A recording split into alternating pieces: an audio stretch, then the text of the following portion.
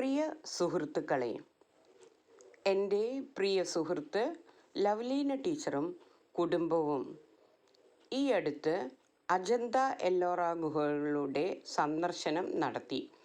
അതിനെക്കുറിച്ചൊരു യാത്രാ വിവരണവും എഴുതുകയുണ്ടായി. ആ യാത്രാ വിവരണമാണ് ഞാനിവിടെ വായിക്കുന്നത്. എല്ലോറയിലൂടെ ഒരു പ്രദക്ഷിണം. പല നൂറ്റാണ്ടുകളിലായി നിർമ്മിക്കപ്പെട്ട ഗുഹാ സമുച്ചയമാണ് പ്രശസ്തമായ എല്ലോറ ഗുഹകൾ. ബുദ്ധ, ജൈന, ഹിന്ദു ഗുഹകൾ ചേർന്നവയാണിത്. പുരാവസ്തു വകുപ്പ് രൂപപ്പെടുത്തിയ പ്രവേശന കവാടത്തിന് മുൻപിൽ വിശ്വപ്രസിദ്ധമായ പാറയിൽ കൊത്തിയുണ്ടാക്കിയ കൈലാസനാഥ ക്ഷേത്രം കാണാം. മതിൽക്കെട്ടിനകത്ത് കടന്നാൽ ലോകത്തിലെ ഏറ്റവും വലിയ ഒറ്റക്കല്ലിൽ തീർത്ത ഈ നിർമ്മിതിയുടെ വിന്യാസം കല്ലിൽ പടുത്തുയർത്തിയതിനോളം തന്നെ സങ്കീർണമാണ്. ധ്വജസ്തംഭം ഒരു ഭാഗത്തും ആനകൾ ഇരുവശത്തും കാണാം. വലിയ ശില്പങ്ങളാൽ സമൃദ്ധമായ വരാന്തകളിലൂടെ നടക്കാം. പൂമുഖത്തിൻ്റെ വലതുവശത്ത് താമരയിൽ ഉപവിഷ്ടയായ ഗജലക്ഷ്മി രൂപവും അതിനു മുൻവശത്തായി കൊത്തിയെടുത്ത താമരയിലകളും മുട്ടുകളും ആരുടെയും മനം കവരും. വരാന്തയിലൂടെ നടന്ന ഗൈഡ് കൊത്തുപണികൾ വിവരിച്ചു. അധികവും ശിവനുമായി ബന്ധപ്പെട്ട സന്ദർഭങ്ങളാണ്.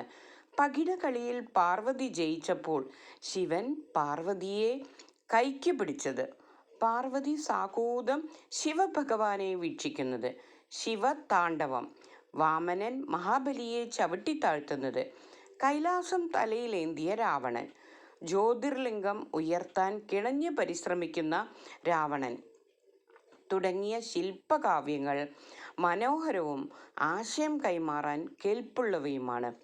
പ്രധാന ശ്രീകോവിലും കൊത്തുപണികളാൽ സമൃദ്ധമാണ്. രാമായണം, മഹാഭാരതം എന്നിവയിൽ നിന്നുള്ള പ്രസക്തമായ ഭാഗങ്ങൾ ഒറ്റക്കല്ലിൽ നിറയെ കൊത്തിവെച്ചിരിക്കുന്നു. ഈ കഥകൾ വായിച്ചെടുക്കാൻ തന്നെ ധാരാളം സമയം വേണം. ആനകളും സിംഹങ്ങളും വഹിക്കുന്ന രൂപത്തിലുള്ള ശ്രീകോവിലിൽ ശിവലിംഗമാണ് പ്രതിഷ്ഠ. പ്രധാന ഭാഗത്തു നിന്ന് പാലത്തിലൂടെ കടന്ന് മറ്റൊരു കെട്ടിടത്തിലേക്ക് പ്രവേശിക്കാം. ഇത് വിശ്രമത്തിനും മറ്റു കാര്യങ്ങൾക്കും ഉപയോഗിച്ചിരുന്നതാവാം. ഇതിൻ്റെ ചില ഭാഗങ്ങൾ നല്ല സെൽഫി പോയിന്റ് ആയി പരിണമിച്ചിരിക്കുന്നു. കൊത്തുപണികളിലെ ദേവീദേവന്മാരുടെ സൗമ്യഭാവം മനം കുളിർക്കുന്ന കാഴ്ചയാണ്. രാഷ്ട്രകൂട രാജാക്കന്മാരാണ് ഈ കൈലാസനാഥ ക്ഷേത്രം നിർമ്മിച്ചതെന്ന് കരുതപ്പെടുന്നു. കൃഷ്ണ ഒന്നാമൻ എന്ന രാജാവായിരുന്നു പ്രമുഖൻ. വൈദേശിക മുസ്ലിം ഭരണാധികാരികളുടെ കടന്നുകയറ്റത്തോടെ എല്ലോറയും ആക്രമിക്കപ്പെട്ടു. അലാവുദ്ദീൻ ഖിൽജിയുടെ നേതൃത്വത്തിൽ 3 വർഷത്തോളം ശ്രമം നടന്നെങ്കിലും കാര്യമായ കേടുപാടുകൾ ഉണ്ടായില്ല. ഇന്ത്യ ഗവൺമെൻറ് ആദരപൂർവ്വം ക്ഷേത്രത്തിലെ ധ്വജസ്തംഭവും ക്ഷേത്രവും നമ്മുടെ 20 രൂപ നോട്ടിൽ ഉൾപ്പെടുത്തിയിട്ടുണ്ട്. ക്ഷേത്രത്തിന് വശത്തായി ബുദ്ധവിഹാരങ്ങളും പ്രാർത്ഥനാലയങ്ങളും അടങ്ങിയ ഗുഹകളാണ് അധികവും. ചിലവ ലളിതമാണ്. ഈ ലാളിത്യം അതിൻ്റെ പൗരാണികതയുടെ സൂചനയാണ്. പിൽക്കാലത്ത് നിർമ്മിക്കപ്പെട്ട മഹായാന ഗുഹകളിൽ സിംഹാസനത്തിൽ രാജകീയമായി വിരാജിക്കുന്ന ബുദ്ധൻ്റെയും ചുറ്റുമുള്ള വരാന്തകളിൽ വിവിധ പോസുകളിലുള്ള ബുദ്ധപ്രതിമകളും കാണാം. ബോധിസത്വ പ്രതിമകളും ധാരാളം.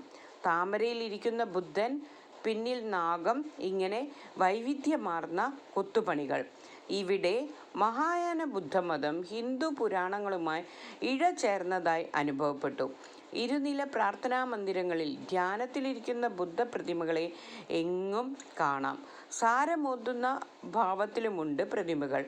ഓരോ ചുമരും ബുദ്ധപ്രതിമകളുടെ വിവിധ രൂപങ്ങളാൽ സമൃദ്ധമാണ്.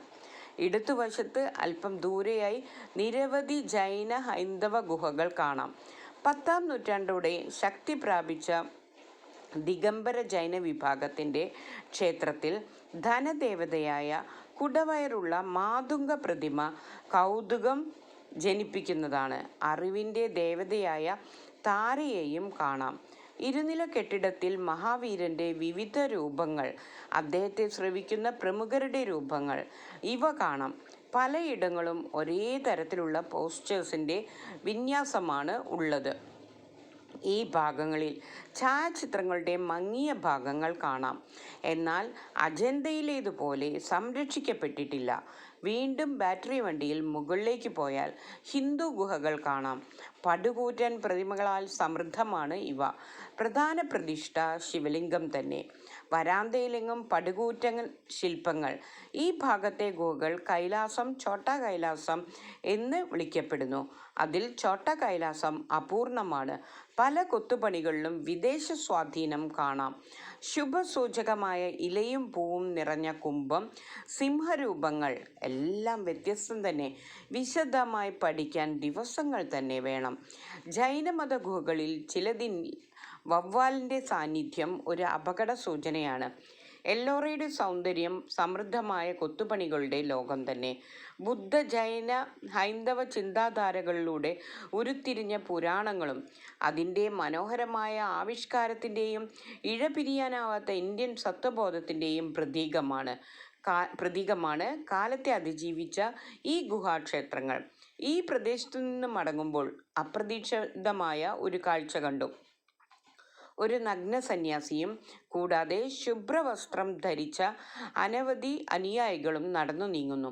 ഇത്തരത്തിൽ 3 സംഘങ്ങൾ അരമണിക്കൂറിനുള്ളിൽ കടന്നുപോയി. കാലങ്ങൾ കടന്നു.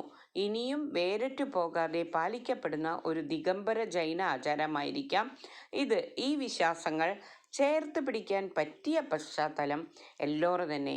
ഇപ്പോഴും ഇവയെല്ലാം നമ്മെ സ്വാധീനിക്കുന്നുണ്ട് എന്ന ചിന്തയോടെ പുതിയ കാലത്തിലേക്ക് യാത്ര തുടർന്നു. രചന ലൗലീന. അവതരണം ജയശ്രീ.